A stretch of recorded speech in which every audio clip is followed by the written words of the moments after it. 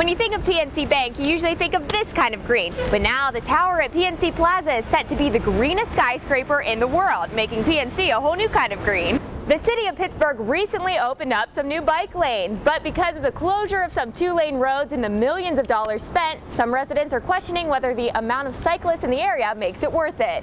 Lots of people judge their experience at the ball field off the food they eat, like this brand new gourmet carrot cake, this summery lemon cake, and of course your classic cheesecake, but nothing says summer like a sundae in a Pirates cap.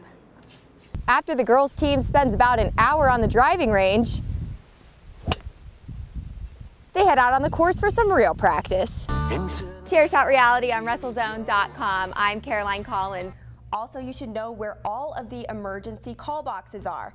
Just at the push of the help button, officers will arrive immediately. All you do is go to pittsburghpa.gov, click on the interactive map, and you can plan your morning commute to avoid all of this construction. Next week, we are bringing in Married at First Sight reality star, New York City firefighter, and independent pro wrestler Jason Carey on to talk all things wrestling on the show. But right now, our big topic is the Extreme Rules predictions. Guys, take it away.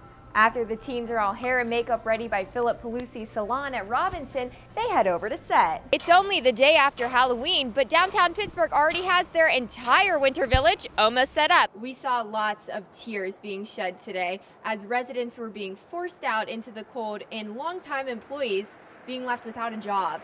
They're asking people to sign this Valentine, then they're going to send it to the State House, putting pressure on them to pass a bill. A booklet full of veterans received recognition inside today, some who've waited 50+ years to be recognized. Plenty of businessmen and women take the incline up the mountain and back for their commute to work, but the incline will soon be closing this fall for mandatory construction. I'm Caroline Collins for KDKA TV News. Firearm, baton, tourniquet. Guns, bulletproof vests, police officers on the ready are patrolling colleges around the country. Even private colleges like Point Park University are beefing up their security with a staff of officers.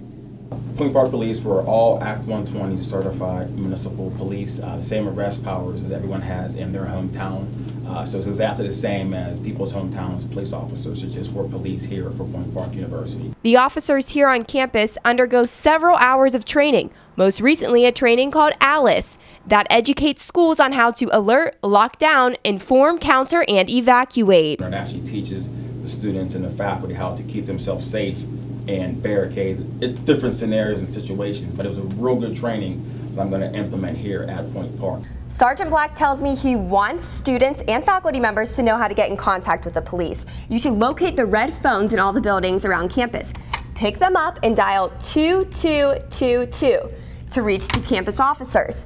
If you're walking on campus and you come across an emergency, pull out your cell phone and text 412 COPS tip. You can text the cops your emergency that way. Also, you can call the cops at 412-392-3960 and tell them your emergency that way. Also, you should know where all of the emergency call boxes are.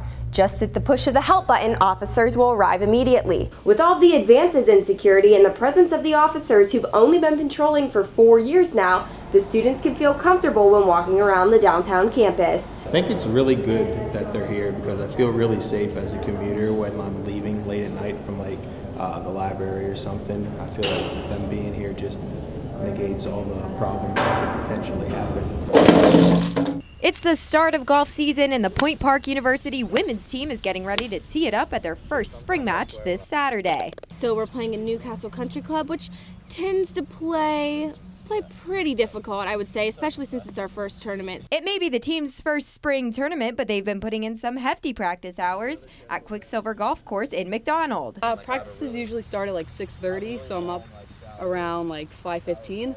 It's not the best, but we make it work. We all come together and just trying to get better. Assistant coach Chris Bowen has high expectations for the ladies this Saturday. Well, I know they played Newcastle before, so I hope they can learn some lessons from the last time they played. I would like to see them finish more towards the top of the pack because they had a pretty decent outing in the fall, and they really didn't play as well as I thought they could. After the girls team spends about an hour on the driving range,